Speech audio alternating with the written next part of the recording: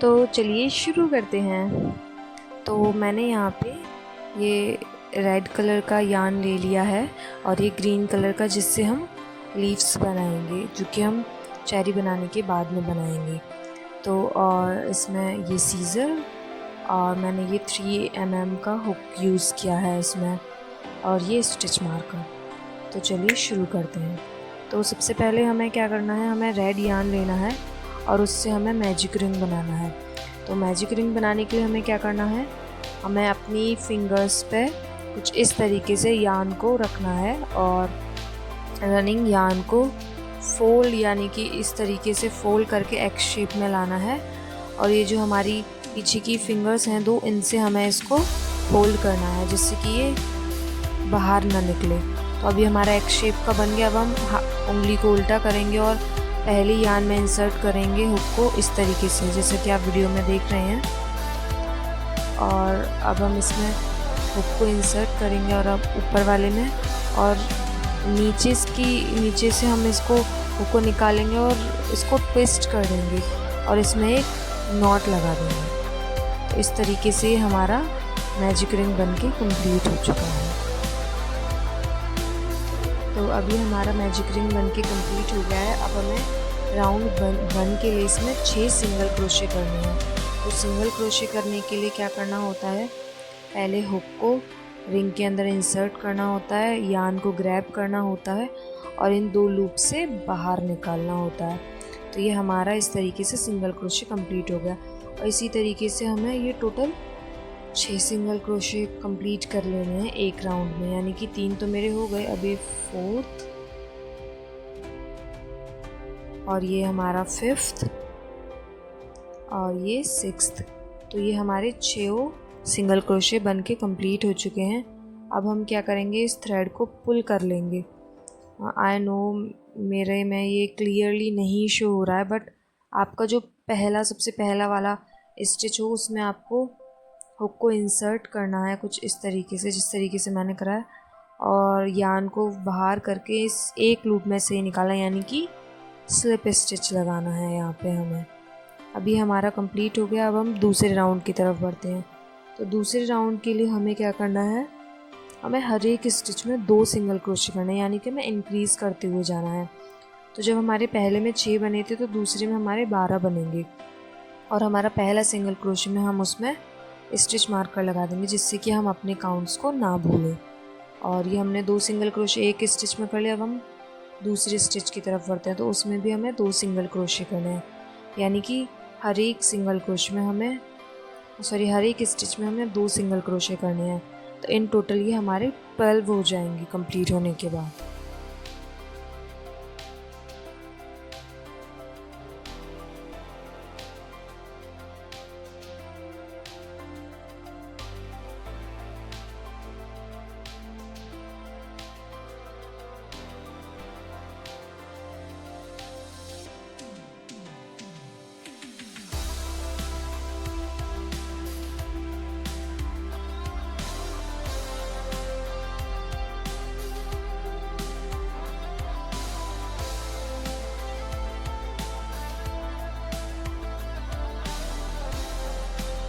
तो आप देख सकते हैं मेरा दूसरा राउंड भी कंप्लीट हो गया। अब मैं स्टिच मार्कर को निकाल के इसमें भी स्लिप नॉट लगा दूँगी। तो अब हमारा ये कुछ सेकंड राउंड बन के कम्प्लीट हो गया है और ये कुछ ऐसा दिख रहा है। और ये आप कंप्लीट करने के बाद एक बार काउंट कर लीजिए कि ये 12 स्टिचेस हैं भी या नहीं। तो अब चलिए हम थर्ड राउंड की तरफ बढ़ते हैं। तो तीसरे राउंड में हमें क्या करना है, पहले एक सिंगल क्रोशे करना है, फिर हमें इंक्रीज़ कर देने हैं। पहले एक सिंगल क्रोशे करने के बाद हमें इसमें स्टिच मार्कर लगा देना है जिससे कि हम अपने राउंड्स को, स्टिचेस को भूलें ना। फिर एक सिंगल क्रोशे करने के बाद अगले स्टिच में हमें 2 सिंगल क्रोशे करना है, यानी कि हमें इंक्रीज़ करते हुए चलना है। तो अभी हमारा 2 सिंगल क्रोशे हो गए एक ही स्टिच में। अब हमें तीसरे वाले में सिर्फ 1 सिंगल क्रोशे करना है और चौथे वाले में हमें 2 सिंगल क्रोशे करने हैं, यानी कि हम इंक्रीज़ करते हुए चलेंगे। एक सिंगल क्रोशे एक स्टिच में, दूसरे स्टिच में हमें 2 सिंगल क्रोशे करने हैं, और इसी तरीके से हम अपना ये राउंड कंप्लीट कर लेंगे। तो ये हमारा राउंड कंप्लीट हो गया है और स्टिच मार्कर निकाल के हमने इसमें स्लिप नॉट भी लगा लिया है। अब हम चलिए फोर्थ राउंड की तरफ बढ़ते हैं। तो फोर्थ राउंड में हमें क्या करना है, हमें अब हमने एक सिंगल क्रोशे कर लिया, तो हम पहले इसमें स्टिच मार्कर लगा लेते हैं। एक सिंगल क्रोशे करने के बाद हमें इसमें दूसरे स्टिच में फिर से एक सिंगल क्रोशे करना है, यानी कि दो सिंगल क्रोशे फिर इंक्रीज़। तो यानी कि मैंने पहले स्टिच में एक सिंगल क्रोशे कर लिया, अब दूसरे स्टिच में एक सिंगल क्रोशे करूँगी, अब तीसरे स्टिच में हमें इंक्रीज़ करना है, यानी कि तीसरे स्टिच में हमें 2 सिंगल क्रोशे करने हैं। तो अब इसी तरीके से हम इस राउंड को भी कंप्लीट कर देंगे।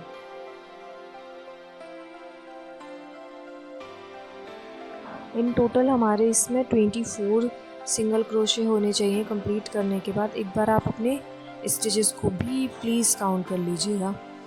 तो अब हम राउंड 5th की तरफ बढ़ते हैं। तो राउंड 5th में हमें क्या करना है, राउंड 5th से लेके हमें राउंड 7 तक इसमें हर एक स्टिच में सिंगल क्रोशे कर देना है, यानी कि 24 के 24 ही रहेंगे राउंड 7 तक। हर एक स्टिच में हमें सिंगल क्रोशे करना है ताकि ये थोड़ा सा राउंड शेप में आ जाए, जैसे कि आप ये पहला वाला चेरी देख सकते हैं। तो अब मैं हर एक स्टिच में इसमें सिंगल क्रोशे ही करूँगी। तो हम पहले स्टिच में सिंगल क्रोशे करने के बाद अब आप देख सकते हैं ये मैंने कुछ इस तरीके से करा है। तो हमें ना, अगर हमें ये मतलब थोड़ा सर्कल शेप में करना है तो हमें इसमें आगे की साइड से अपना हुक इंसर्ट करना होगा, जिससे कि थोड़ा सर्कल शेप में आ जाए। जैसे कि आप वीडियो में देख रहे हैं मैं किस तरीके से इसे इंसर्ट कर रही हूँ। तो इसी तरीके से आपको राउंड 7 तक ये कंप्लीट कर लेना है।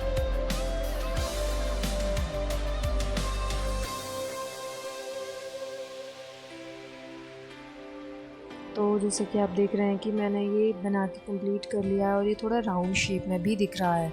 ये मैंने राउंड 7 तक कंप्लीट करा है। अब हम इसको साइड में रख के अब हम लीफ पे काम करते हैं। तो लीफ पे काम करने के लिए हमें सबसे पहले एक स्लिप नॉट लगाना होगा। स्लिप नॉट लगाने के बाद हमें इसमें 18 चेन्स बनानी होंगी। तो ये हमारा स्लिप नॉट लग गया है। अब हम इसमें 18 चेन्स बना लेंगे।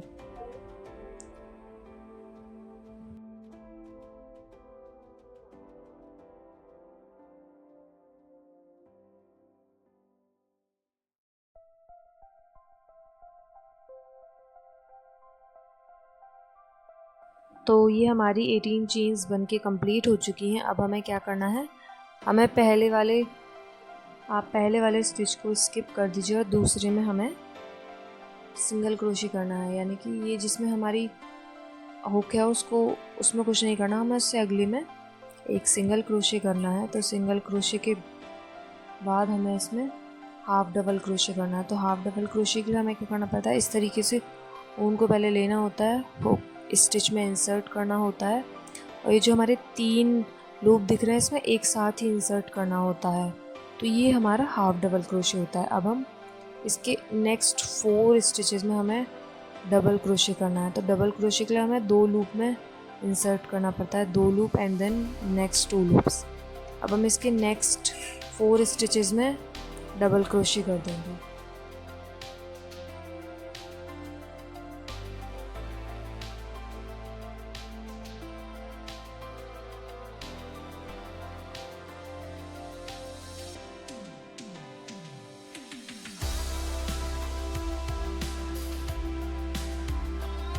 तो ये हमारे 4 स्टिचेस कंप्लीट हो गए हैं। अब हम इसके बाद इसमें एक हाफ डबल क्रोशे करेंगे। तो हाफ डबल क्रोशे वही 3 स्टिचेस 3 लूप्स वाला। अब हम हाफ डबल क्रोशे के बाद इसमें सिंगल क्रोशे कर देंगे और सिंगल क्रोशे के बाद हम इसमें एक स्लिप स्टिच लगा देंगे ताकि ये थोड़ी बंद हो जाए, यानी कि यहाँ पे इसका टर्निंग पॉइंट कह सकते हैं। तो हमने यहाँ पे स्लिप स्टिच भी लगा दिया।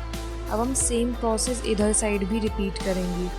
Same process in the sense single crochet, half double crochet, 4 DC, half DC और सबसे आखिर में हमें 3 सिंगल क्रोशे करना है। तो पहले मैं ये कर लेती हूँ, उसके बाद आपको लास्ट स्टिच के लिए बताती हूँ कि आपको क्या करना है।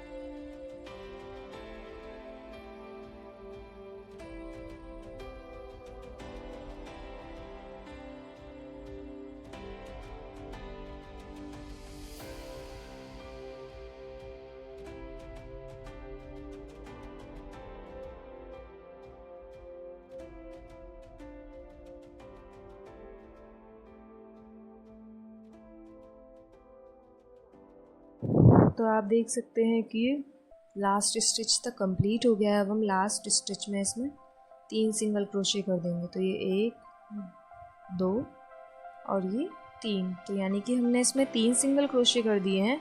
अब हम इसको थोड़ा घुमा लेंगे, यानी कि आप देख सकते हैं इस तरीके से। अब हम सबसे पहले इसमें यही प्रोसेस रिपीट करेंगे। तो सबसे पहले प्रोसेस रिपीट करने के लिए हमें सबसे पहले स्टिच में हमें इसमें हाफ डबल क्रोशे करना होगा।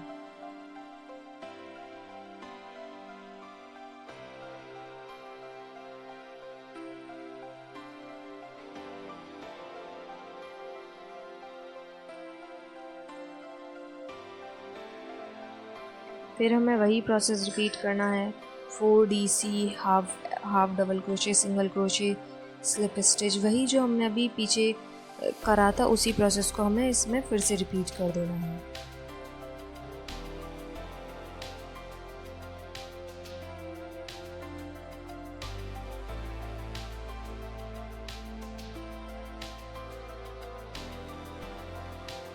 तो ये हमारा कंप्लीट हो गया है और लास्ट में हम इसमें सिंगल क्रोशे करने के बाद एक स्लिप स्टिच भी लगा देंगे और सीजर की हेल्प से इस थ्रेड को कट कर देंगे। और ये अभी फ़िलहाल हमारा कुछ इस तरीके से लीव दिख रहा है। अब आपको पता चले स्लिप स्टिच हमने बीच की थोड़ी सी शेप देने के लिए हमने इस पर स्लिप स्टिच लगाए थे। तो अब हम आगे की तरफ बढ़ते हैं, तो हम इसमें चेन बनाते हैं। तो चेन मैंने यहाँ पे 60 स्टिचेस का चेन बनाया है। अगर आपको चेरी में और बड़ा या और छोटा चाहिए तो आप अपने हिसाब से स्टिचेस को कम या ज़्यादा कर सकते हैं। मैंने यहाँ पे 60 स्टिचेस की चेन बनाई है।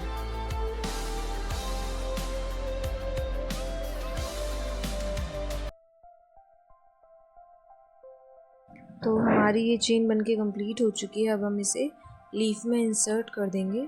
तो आप दोनों मतलब इसको फोल्ड करके एक ही साथ वो नहीं करना है हमें इंसर्ट, हमें दोनों साइड को अलग अलग इंसर्ट करना है जिससे कि ये बाहर ना निकल सके।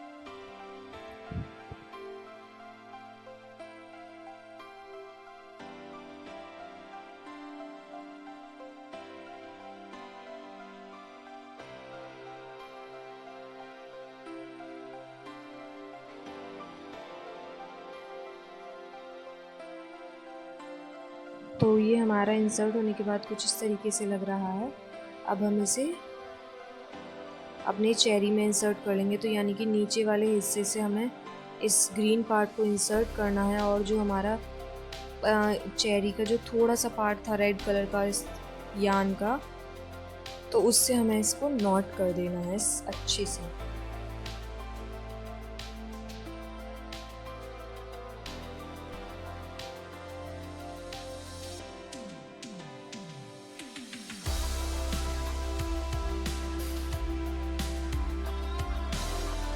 तो हमारा नॉट बन गया है। अब हम चेरी का आगे का प्रोसेस शुरू करते हैं, यानी कि राउंड 7 तक हमने इसे कंप्लीट कर लिया था। अब हम राउंड 8 की तरफ बढ़ते हैं। तो राउंड 8 के लिए हमें क्या करना होता है, राउंड 8 के लिए हमें 2 सिंगल क्रोशे करने हैं। यानी कि पहले स्टिच में 1 सिंगल क्रोशे, दूसरे स्टिच में 1 सिंगल क्रोशे। तो पहले हम 2 सिंगल क्रोशे कर लेते हैं। ये हो गए हमारे 2 सिंगल क्रोशे। अब हम डिक्रीज़ करते हैं। तो डिक्रीज़ करने के लिए हमें क्या करना होता है, हमें अपनी फ्रंट लूप में काम करना होता है दोनों के लिए। तो मैं एक बार आपको डिक्रीज़ करना भी बता देती हूँ कि किस तरीके से डिक्रीज़ करते हैं। ये क्लियरली तो शो नहीं हो रहा है, मेरे को पता है, पर आप देख सकते हैं कि ये फ्रंट लूप में मैं काम कर रही हूँ। तो ये यानी कि इसमें और इससे अगले वाले स्टिच के फ्रंट लूप में ही काम करना है हमें। तो ये इस वाले में हमें काम करना है और इससे अगले वाले इस वाले में हमें काम करना है। लेट मी शो यू कि कैसे करना है। तो पहले हम नीचे की साइड से हुक को इंसर्ट करेंगे और वो भी फ्रंट लूप में काम करना है हमें। तो आप देख सकते हैं कि इसमें ये हमारा फ्रंट लूप हो गया ये वाला और ये दूसरा हो गया। अब हम इसमें से हुक को इंसर्ट करेंगे और उसके बाद इन 2 लूप में से यान को इंसर्ट करेंगे। तो ये हमारा डिक्रीज़ हो गया।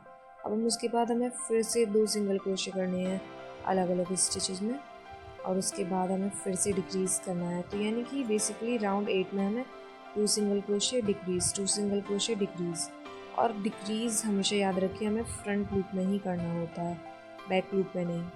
तो ये हमारा कंप्लीट हो गया। इसी तरीके से हमें राउंड 8 को भी कंप्लीट कर देना है।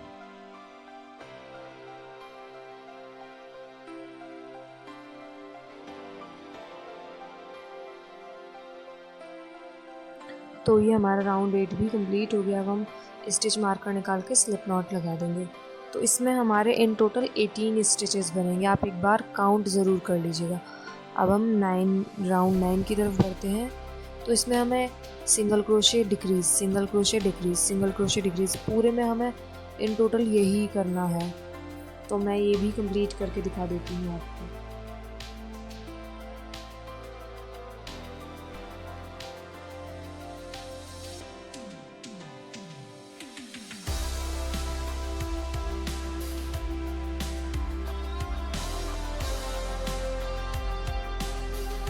तो ये फ़िलहाल हमारा कुछ इस तरीके से दिख रहा है, यानी कि राउंड 9 कंप्लीट होने के बाद हमारे पास 12 स्टिचेस होंगे।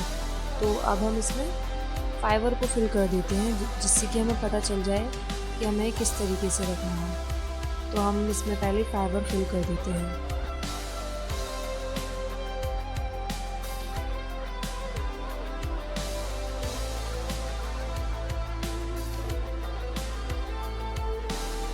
तो ये हमारा फाइबर भी फिल हो गया है। हमें थोड़ा सा इसको थोड़ा गोल शेप में ही रखना है, मतलब इसमें थोड़ी अच्छी यान बननी है। उसके बाद हमें इसमें डिक्रीज़ ही करना है। तो उस और हमें कोई सिंगल क्रोशे डबल क्रोशे कुछ नहीं करना, हमें इसमें सिर्फ डिक्रीज़ ही करना है। और सबसे पहली ज़रूरी बात, लास्ट राउंड में डिक्रीज़ करते वक्त सबसे पहले डिक्रीज़ में हमें इसमें स्टिच मार्कर ज़रूर लगा देना है। तो अब हम ये भी हमारा कंप्लीट हो जाएगा और अब हम इसे कंप्लीट कर लेते हैं।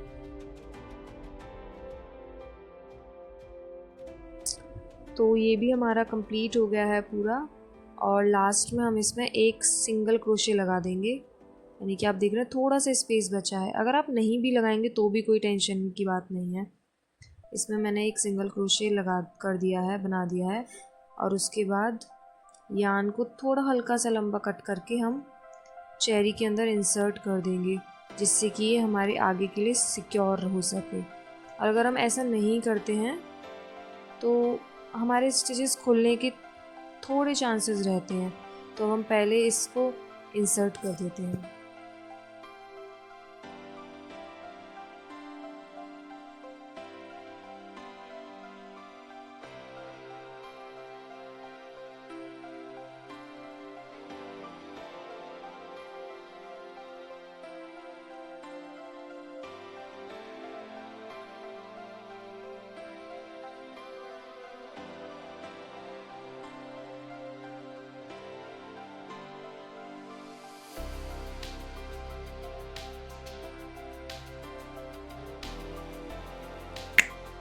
तो इसी तरीके से मैंने ये दूसरा वाला भी कंप्लीट कर लिया है। और अब आप देख सकते हैं कि ये कुछ इस तरीके से दिख रहा है। और आप इसे एज अ बैक चार्म भी यूज़ कर सकते हैं।